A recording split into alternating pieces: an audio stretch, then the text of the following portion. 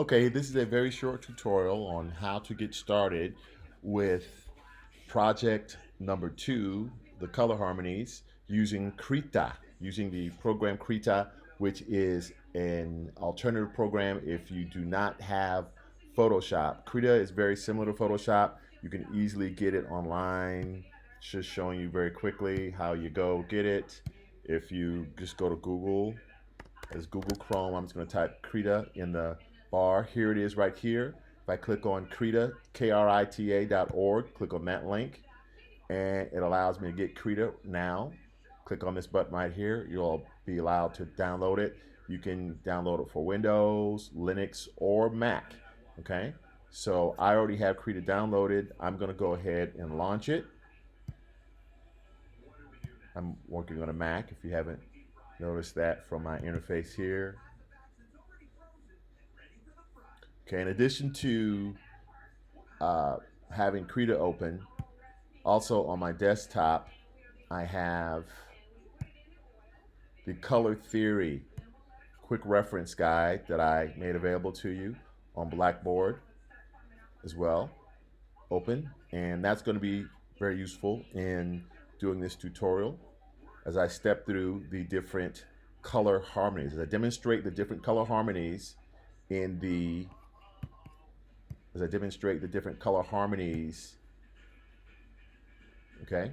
The monochromatic, complementary, split complementary, triadic color harmony, analogous, and tetradic. Of course, this all depends on whether or not you know these different color harmonies, what they are, and make sure you read over the project assignment sheet for Project 2, the color harmonies, very carefully before you attempt to do this project.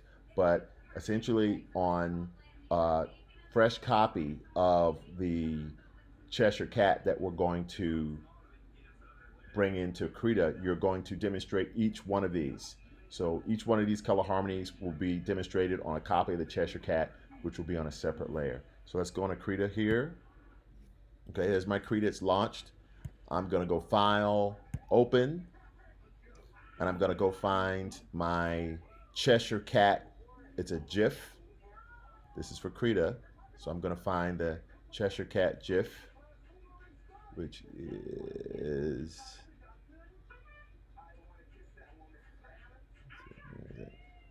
it's in here somewhere.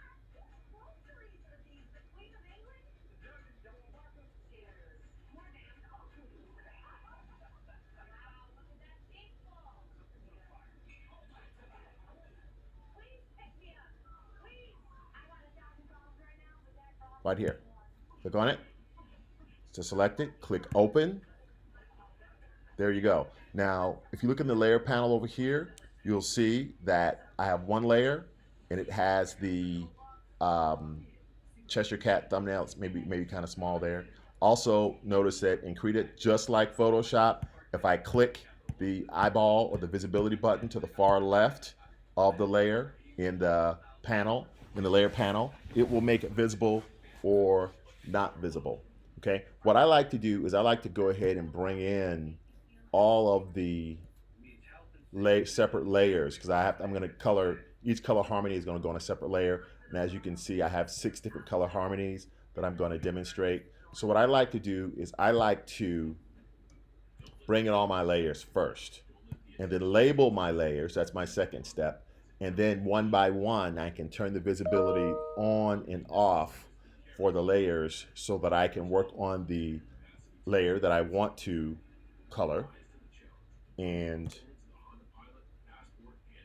follow the instructions in the project assignment sheet for coloring the layer in the correct color harmony. So I'm going to add other copies of the Cheshire Cat to this document that I've already started in Krita by going to my desktop, choosing the GIF again, and just dragging it over to the Krita window and choose Insert as New Layer.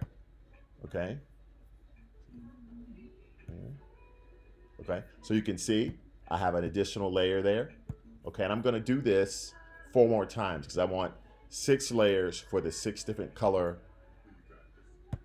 harmonies I am to demonstrate. So drag it over. That's 3. This is 4. Insert this new layer. This is 5. And I believe this is 6. Insert as new layer. Okay. So I have 6 copies of the same image. Cheshire Cat there. And I can tell you that if I click on the eyeballs to turn them off, I'm seeing the version underneath it. When I click the last one, I see the gray and white transparency grid, which basically means it's not a color, it's not white, it's nothing or transparent. So what I'm going to do now is I'm going to go through, and for each one of these layers, I'm going to label them, naming them after the color harmony that I'm going to demonstrate. So for example, if I want to name this first one monochromatic, what I can do is I can control click or right click the layer in the layer panel. And for name, I'll give it the name monochromatic. Okay, which means I'm going to choose one base color, and all the other colors I use to color different parts of the cat will be a tint, tone, or shade of that base color. All right, so click OK. All right, give it name. Okay, next one we'll do a complementary. Control click it or right click, go to properties.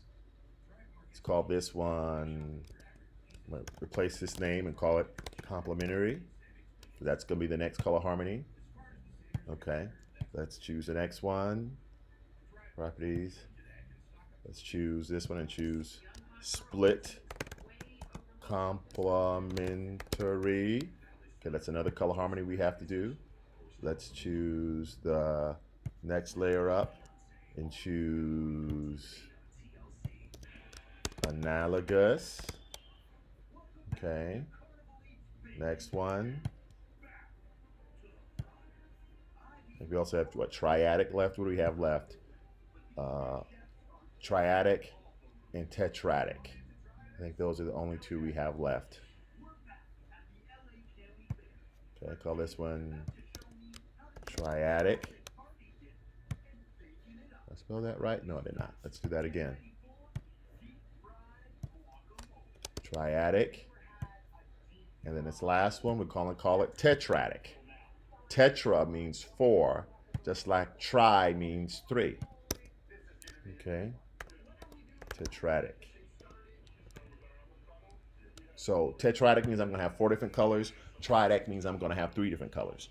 Okay, so that's how I set up. I'm all set up. Now would be a good time to go File, Save As. Let's go ahead and save this project. Okay, let's give it a meaningful name, like let's name it after yourself. Okay, and let's save it someplace where it's easy for me to find. Okay, I'm going to save mine on my desktop.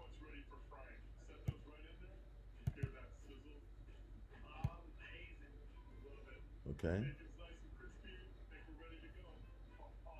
I want to also save my image file as a Krita file.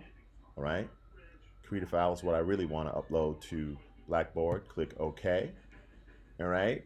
And so what I'm going to do now is I'm going to turn off all of the layers other than the one I want to work on. Now, I know you're not seeing it change in the image area here. However, that's because of the fact that each layer is identical to all the other layers.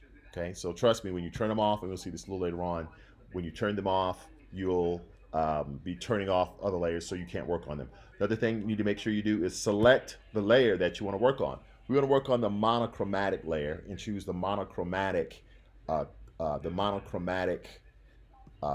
harmony. So I'm going to make sure that I want to make sure that that layer is selected. Like this, I'm going to make my screen full screen so I can see everything there. Okay. So what I'm going to do now is I'm going to choose a base color. Now I do want to color everything here, the tree and the sky included. I know the sky I may end up coloring the sky a color that's different from what the sky really is. That's okay. We're not necessarily going for realism here. This is a Cheshire Cat after all. We're just going for a demonstration of the different color harmonies. So the first thing I want to do is choose a good base color. You can see up at the top here in Krita, you have 2 colors here. Okay, we have two colors here. This first color represents my base color. All right.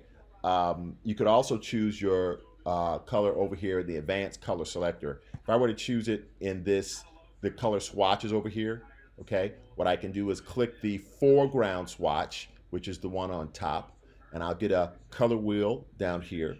I'm going to choose the color that I want to start off as my base color. Choose it just like that. I'm going to choose kind of a amber color. Choose OK. Okay, so now I can see in my color swatch up here, amber is my foreground color. All right, so what I'm going to do now is I'm going to use the fill tool. The fill tool, okay? The fill tool is like the bucket tool in Premiere. Now, I'm going to fill each section of the cat's tail with a different color. I'm not going to color the whole cat because that would take too long, and I'm going to work through a few more color harmonies. And I want to get you to the point where you can go ahead and get started working. So I'm going to use the fill tool, also called the paint bucket tool. I found it by, or selected it, I activated it by pressing the letter F for fill, but I could have also clicked the fill tool icon there in the toolbar, and you can see I have a little paint bucket icon associated with my cursor that lets me know that the fill tool is going to be invoked. This cross here tells me exactly where the color is going to start to be applied. Now, how the fill tool works, and this is the easiest way to do this, there are other ways you can do it too. How the fill tool works is that it's going to fill in an enclosed area. The important part is that you want to make sure that the area that you fill in is fully enclosed. So if there was a little gap like right here in the cat's tail, there's a little piece of the line art missing, what's going to happen is the color is going to spill out of that gap and spill all over the image, which you don't want. So that's basically how the paint bucket tool works. Okay. Now, remember the rules for monochromatic is you choose one base color, and then all of the other colors or all the other sections are colored a tint, tone, or shade of that base color or base hue, as the book has it. Okay, so the idea is I can do this. I can, you see the lower slider here in the advanced color selector section here. This allows me to choose a different shade, okay, or different tone or tint, okay. So the idea is I can choose different shade. I can remember a shade is a darker version of the color. Um, uh, Tint is a lighter version of the color. Like I'm adding black for a different shade. I'm adding white for a different tint, and I'm adding gray to the color to get a different tone. So I can move these sliders around to choose a different color, to choose different tint, tone, or shade, or I can click on the triangle here. Okay, and as you can see, I'm restricted to the base tone, or the base hue with black, white, and gray in the pyramid. So that's very convenient. So really all I have to do, make sure I have the fill tool, the bucket tool selected, and just go to the different portions and select. Now, as you can see there, I have some spillover here, okay? That's because if you look closely, there could be some portions of the cat's tail that have very small holes in them. That's fine because of the fact that that gives you a chance to practice using the um, another tool like the brush tool. Okay, if you want to go over with the brush tool and maybe you use black to, I'm going to make the brush size smaller by pressing the left bracket, and I can just kind of fill in. I zoomed in and zoomed out using the plus and minus signs on the keyboard. I can use the brush tool to kind of tighten up these lines here. Make sure there are no whole parts. I'm just clicking and dragging with the mouse. It may not be exactly precise as I want. In this case, I'm using my mouse pad which is usually not as good as an actual mouse. So plus plus will let you back out. Okay, the left bracket, when you have the brush tool selected, the left bracket, you can look at the circle there. The left bracket will make the brush stroke size smaller. The right bracket will make the brush stroke size larger. Okay, you can hold it and it'll get smaller and smaller until you let go. So I'm gonna make it really tiny because I don't really want to add to the image. I just want to strengthen these lines. That's a little too big, so I'm going to do a Command Z, which is, or Control Z if you're on a PC, which is undo. I'm going to simply fortify these lines. Once again, I'm doing this really fast, so it's not going to be exact, but I want you do work. I'm going to zoom in so I can make it a little cleaner. By the way, I zoom in using the plus and minus keys on the keyboard, and then if I need to, like, I'll go back to doing when I zoomed in and I'm looking at the face. I want to look at the tail. How do I get back up at the tail? Press and hold the space bar. Notice the icon becomes a hand with the space bar held down. Click with the mouse and drag the image just like you're dragging a piece of paper down and to the right in this case, so I can get a better look at the area that I want to draw on. So let's go back to our brush tool. We already have it there. I think this is a good size brush here. It's a 3.0 pixel size, so it's the size of like 3 pixels. Let's go ahead and just strengthen that line there. You shouldn't have to do this too much because this is a pretty clean piece of art. So now I'm gonna zoom back out using the minus key. Now let's go back and choose let's choose a different tone of my base color. I'm gonna now select my fill tool. Pow, you see how neat that was? Great, let's keep on going. Choose a different version of that base color. Okay, you can see there's probably a hole in there somewhere too. So of course, I can go in here with my brush tool again, right there. Keyboard shortcut for that, the brush tool is, strangely enough, B. Right, they try to make it easy for you. Use my brush tool, zoom in with the plus key. Oops, I need to make sure that I go back to my black color for my foreground color. One way to do that is to press the letter D. Press letter D for default. The default or the automatic colors are black for the foreground, white for the background. Foreground's on top, background's on bottom. Okay, so I pressed D and it went to black, foreground, white, background. So now I can go ahead and use that brush tool and strengthen this line just like this. Okay, I think it's just the ring, the inside of the ring, that's the problem here. I don't think there's a problem with the outer edges of the tail. Those seem to be pretty solidly drawn in. Okay, so I have that one done. Let's go ahead and I'm going to use a tool. Well, actually, I can either use the color picker tool or I can still just click over here in my color pyramid, my color triangle, right? Just choose another. This is to be a tint of my base color. As long as I stay within this pyramid, not on the ring edges, then I know I'm staying within the monochromatic color harmony. Okay, there it is. Okay, let's choose another one. Okay, once again, inside the pyramid to make sure I'm in my color harmony. Good, perfect, no problems. There's not really much difference between that one and the previous one, but that's okay. Okay, minus, minus, minus to jump out. Okay, good. I think hopefully I'm good from this point on, and I don't have to. Whoops. Okay, there's a little bit of a.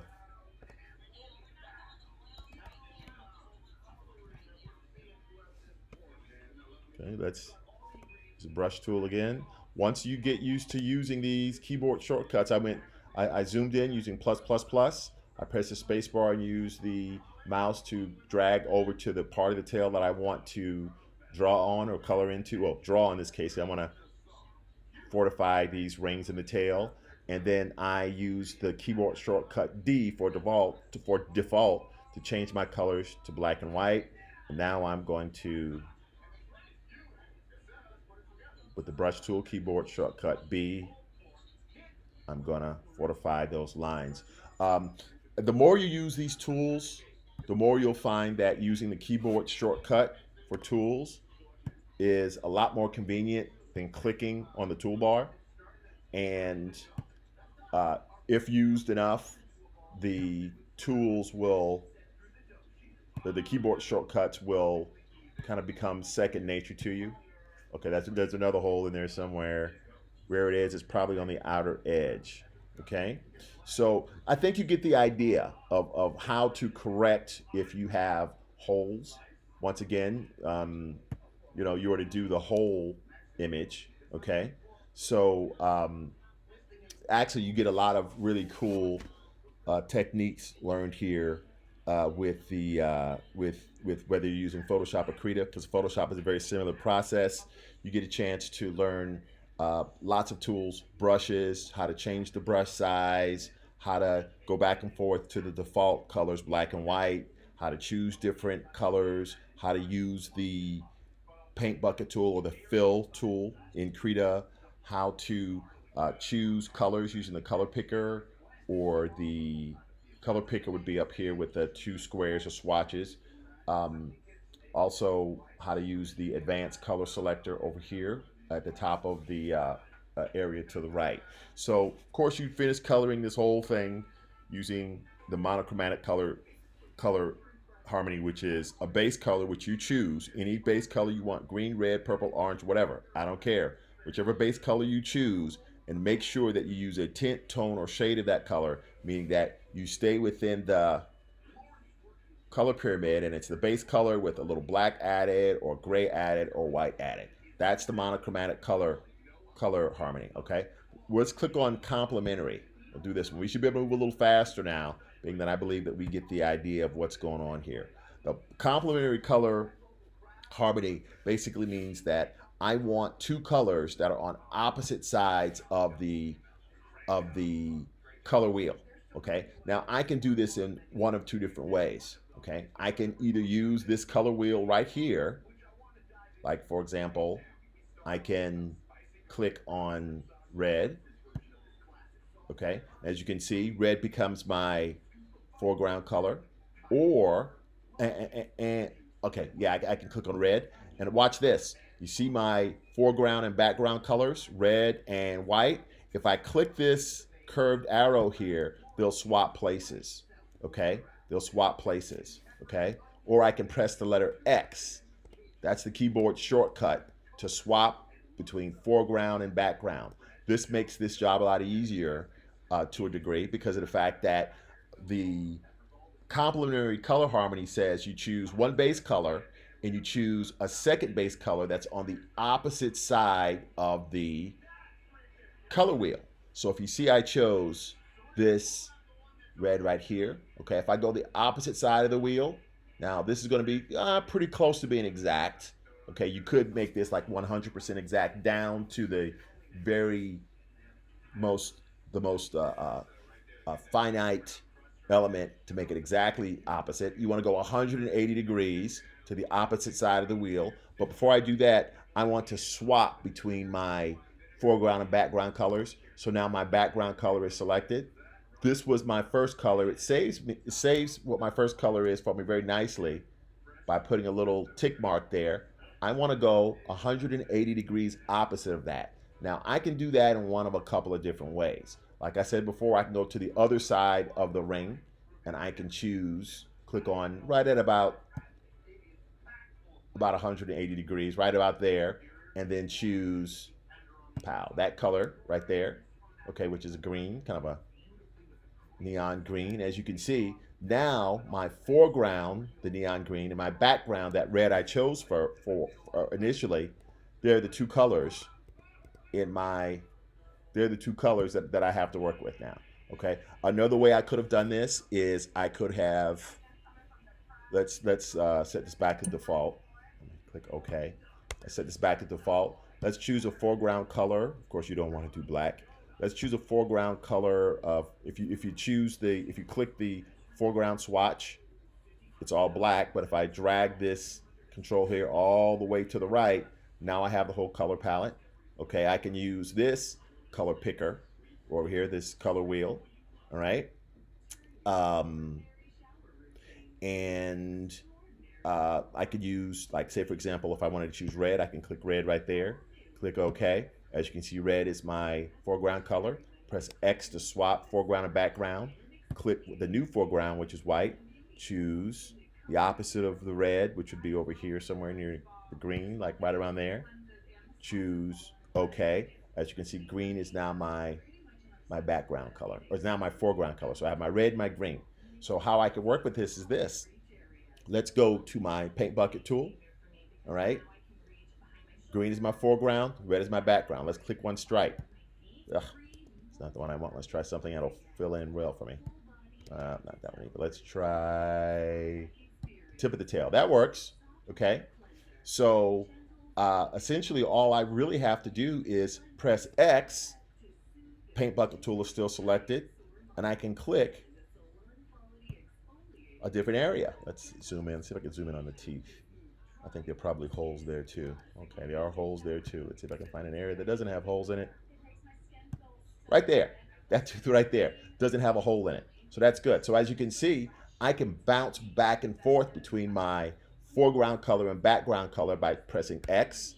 And you see I still have my paint bucket tool selected, and I can click in a filled in area like the inside of the ear there, okay, to um, to to color it green. And then, okay, I want to do a red again.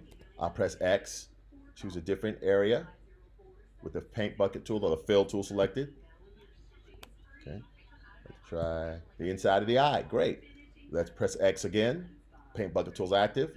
My foreground changed to green. You'll always paint with your foreground. Let's try to find something that's fully closed in. Okay. Okay. Well, let's choose a smaller area. Okay, there it is. Okay. So, like I said before, I can go in and I can use a brush tool with the color black to go in and fill in these lines to make them a little more solid so I don't have a spillover. Um, um, but we're not going to take the time to do that. Actually, you should be able to open up the Photoshop document version of the Cheshire Cat as opposed to the GIF version of the Cheshire Cat that I did at the very beginning. That one does have solid lines because I did take the time to go in there and fill in all the solid lines. But you get the idea. I just want to demonstrate to you the complementary color harmony, which are two colors on the opposite sides of the color wheel. Okay. There are other ways that you could choose colors as well. Um, and The color wheel seems to be the best one, seems to be the best, the most approximate, the one that gives you the most control. Okay. Also, notice that you can save a color by um, dragging it over to this swatch area over here. Okay, so as far as the other color harmonies, of course, the split complementary, as you know from the text, I'm going to turn that eyeball on, and now it looks totally clear because of the fact that I'm looking at a layer that's laying on top of the other two layers that are beneath it. Split complementary, what we're going to do is just like complementary to a degree. So I like doing it like this. It seems to be the clearest way to do it. The color, okay. I choose a base color. Let's choose, I don't know, cyan. Okay, that's my base color. All right, and click OK. Well, actually, yeah, we'll click OK, but I'm gonna show you what else I'm gonna do. I'm gonna click OK, click back on my foreground swatch again, and I'm gonna save this cyan swatch. Let's save it somewhere in the middle. Well, I guess it's gonna slide to the far left. That's fine. We're gonna choose my cyan, right? And then normally a complementary would be the color exactly across from the cyan.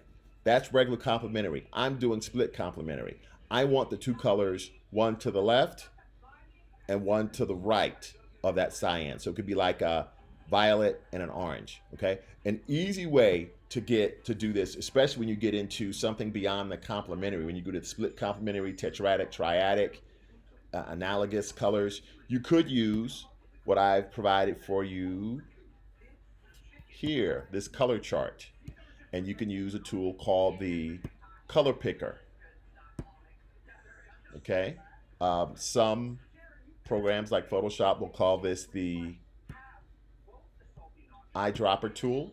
And what the color picker tool or eyedropper tool, what it does is it allows you to sample, that is, to click on an example of a color that you want to set as your foreground color, and it'll set it as your foreground color. So, for example, if I wanted to, actually, I'm going to do something here very quickly. So, hopefully, I won't have as many issues with the spilled color.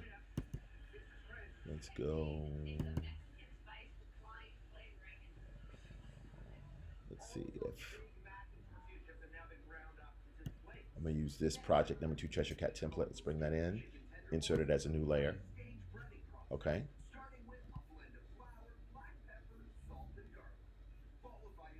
I'm going to use the PSD versions. I believe those don't have any issues with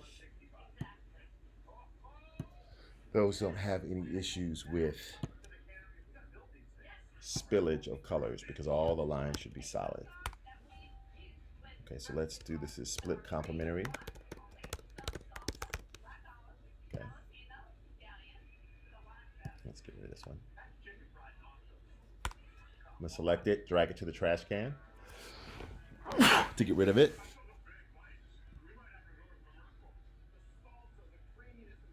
Or click the trash can. I'm sorry, don't drag it to the trash can, just click the trash can. Okay.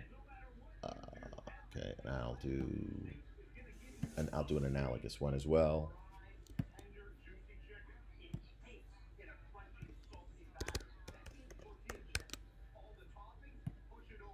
Okay, so let's drag the. You can change the order of the layers by simply dragging them. It's that little blue bar that appears. That's telling me where it's going to drop the layer once I finish dragging it. Okay. I guess analogous right here. That's not analogous. Let's get rid of that. Okay. So split complementary. I'm working with the Photoshop layer now instead of the original GIF, so hopefully it should be a little easier. So anyway, I'm doing the split complementary, and I chose the first color, which is my cyan. What I can do here is, instead of choosing colors like that, what I can do is I can choose colors like this. Go to my desktop, use my eyedropper tool or my color selector tool, and click on the color cyan here. Let me do that. Okay.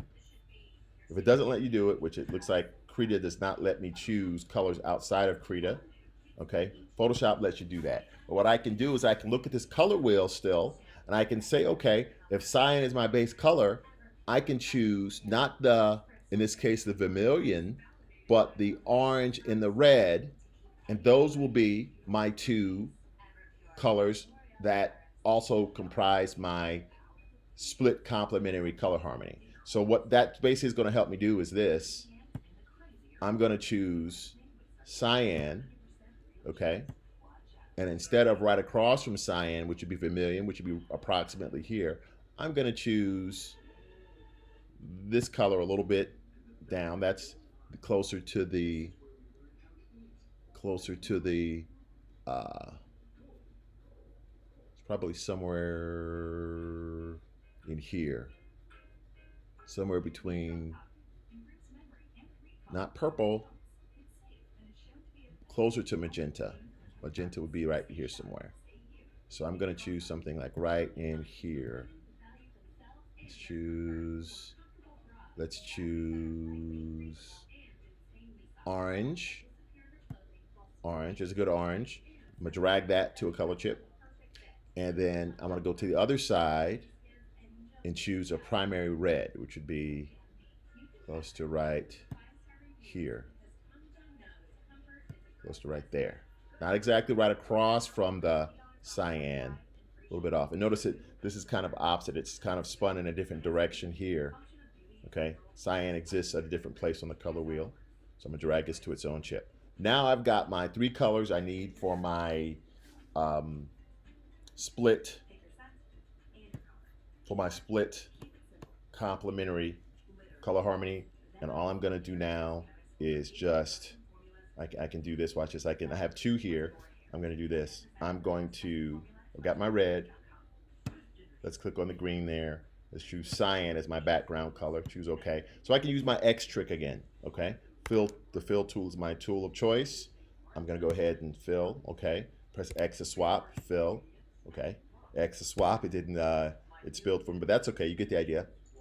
Okay. Instead of filling it with this with red, I'm going to go back to my color chip and choose my third color, which is orange. Okay. Click OK. Now orange is my foreground color. Use my paint bucket tool, color it in there, so I got a nice solid ring. Okay, now from this point on, it gets easier. I can use my color picker tool to just use, to choose one of these three colors. Okay, I can't choose a color outside of one of these three.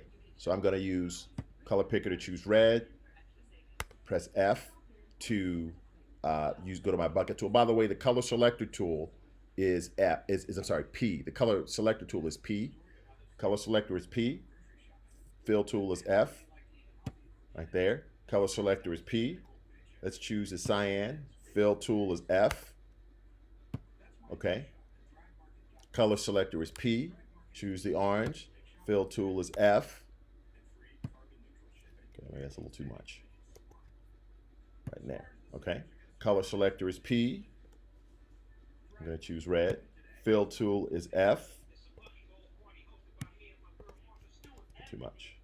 Right in there. Okay, by the way, if you make a mistake, the best way to undo it is by pressing Command Z, which is undo, or going to the edit menu and choosing undo flood fill. So it looks like the Photoshop document version isn't perfect either. So just be ready to use that brush tool. Actually, I made it like that for a reason. So you would have to learn the brush tool in addition to the other tools as well. So you might say that one of the best ways you can start this project off is to go over the lines in the cat that are open, or maybe even just all the lines in the cat, with the brush tool in the color black on one version of it, and use that version as the basis for your 7 layers. You would fill in all the lines and then go command, I'm gonna do file, save as, and then you would start a new Krita document just like we did at the beginning, and go file, open, choose your version that you created with the filled in lines that are fortified, drag them over to you could open the first one and then drag the other 6 over to your layer panel, and then after you do that, you can proceed as we demonstrated in this video. Of course, we have the other the other color harmonies. If you ever get confused on a color harmony, you can look over here at your color theory quick reference guide, and it'll explain to you what the different color harmonies are. Okay, so analogous, those are colors that are adjacent to each other on the color wheel. We only want 3, so you could use a purple, a blue, and a teal, or teal is what they call cyan.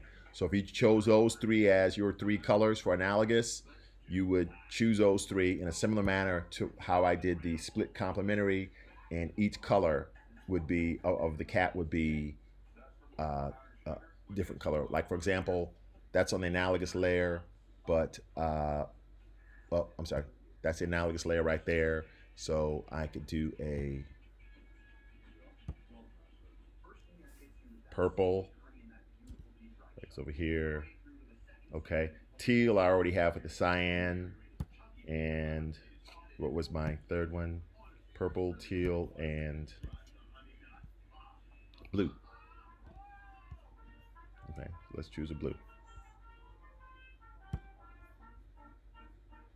Blue. Okay, it's good. Okay. Purple, teal, and blue. So, once again, you can go fill. Notice I got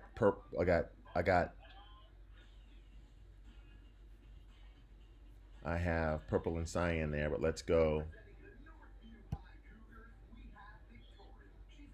purple, teal, and blue. Is that right? Purple. Yeah, teal. Cyan is blue. I'm sorry. Okay, so we got blue and cyan or blue and teal. We're good to go. So we can go ahead and use our paint bucket tool, fill tool. There we go. There's our blue. Okay, let's press X to swap between cyan and blue and choose. Let's just go to this eyeball here. Got my cyan there. Very good. Then now let's go to the color picker. And remember, purple was my third color in the analogous color, color harmony. So I'm going to choose the purple. Click OK. And then I am going to click with the purple. Oops, not that one. Click with the purple. Great. Okay, so after that, we just do triadic and tetradic. Triadic is basically three different colors that are equally spaced from each other on the color wheel. And we can see that, do they have that here? Yes, here's triadic. Okay, three colors that are equally spaced on the color wheel. You can see an example of triadic right there. Here's an example of analogous. Here's an example of complementary. Here's a sample of split complementary. And tetradic would be four colors, 3, 4, 1, 2, 3, 4. But the four colors are not right next to each other. That'd be analogous. Tetradic would be four colors that are equally spaced from each other on the color wheel. So if a wheel is 360 degrees, that's how many degrees it is on a wheel, fully around 360 degrees. 360 divided by 4 is what? 360 divided by 4 is 90. Okay, so that means there's 90 degrees between each color. Think of the letter L as a 90-degree angle. The letter L as a 90-degree angle. So primary red and violet would be two colors that are 90 degrees separate from each other. Okay, just like another L, like an upside down L, would be violet and green. Those are two other colors that are 90 degrees from each other. Another 90 degrees would be green and amber. Okay, so red, violet, green, and amber are four colors that can be used to express the tetradic color, the tetradic color harmony. Okay, so make sure you have the tetradic color harmony selected, the layer selected, and then you would choose the correct colors there. Now, one thing I do want to tell you is that it doesn't have to be red, violet, green, and amber. I chose red as my base color. That means the color I choose first, and the other three colors are chosen in relation to that base color. Okay. However, if I wanted to choose magenta, I could have done that, and I just draw the L there and say magenta, 90 degrees is blue, and then from blue, 90 degrees would be chartreuse green, and then 90 degrees from chartreuse green would be, I believe, somewhere in orange here. Okay, so really, to be honest with you, you could really actually, it's magenta, blue, chartreuse, and the other one is orange. Magenta, blue, chartreuse, orange. All I did is I just shifted one color over to the, like in this case, one color over from red is magenta, one color over from violet is blue, one color over from green is chartreuse, and one color over from amber is orange. Okay, so that's how I choose those four colors. All right, and that's how you choose a tetradic. Four equally spaced colors separated by 90 degrees between each color. Triadic would be three, because tri means three, like tricycle. Three equally spaced colors.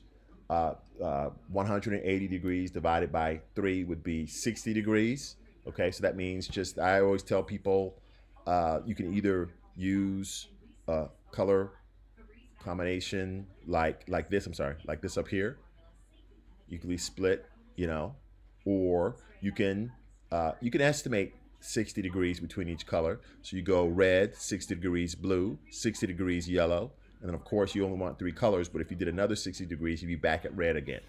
Equally spaced, that's important. You can find them easily on this color theory quick reference guide by counting the number of pie slices you have between each color. So if I have 1, 2, 3, 4, 5, 6, 7, 8, 9, 10, 11, 12 pie slices, 12 divided by 3 is 4. So every 4 pie slice will be one of the 3 colors for the triadic color harmony. So red, 1, 2, 3, 4. We're on the 4th one. Red, 1, 2, 3, 4. Blue, 1, 2, 3, 4. Yellow. So red, blue, and yellow make that tetradic color combination. Like I said, in Photoshop, you could use the color picker tool, and you can go outside of the actual Photoshop interface and choose colors on the desktop. You can't do that with Krita. With Krita, all the colors that you use have to be inside of Krita. So that's why using the color picker, setting up your colors ahead of time, and just swapping between those colors and then going back into the color picker and choosing the 3rd color when you need it, that's why that's so useful. Okay? So that pretty much covers all of it. After you're done, of course, you would just save it, save the project, save the Krita project, give it a name, okay? I don't want to save it as a GIF. I want to save it as a, actually it asked me this before. I can save it as a GIF actually, because of the fact that it's going to ask me if I also want to save it as a Krita file. Yes, I do. What you want to upload to Blackboard is the Krita file, not the GIF. Okay? So let's say I'm all done. So I colored in all my color harmonies. Here's my desktop. This is what I want to upload to Blackboard right here. The one that has a KRA ending on it. The KRA ending. Okay? Because of the fact that that's the one that I'll be able to open up on my computer and look at all of your wonderful work as far as all of your separate layers, which is the whole point. I can't do anything with a GIF or a JPEG because all of this will be blended down into one layer, and whichever layer was visible on top is the only color harmony I'll see. I can't do anything with that. I need to be able to go in and check your work by evaluating each color, your work on each color individually.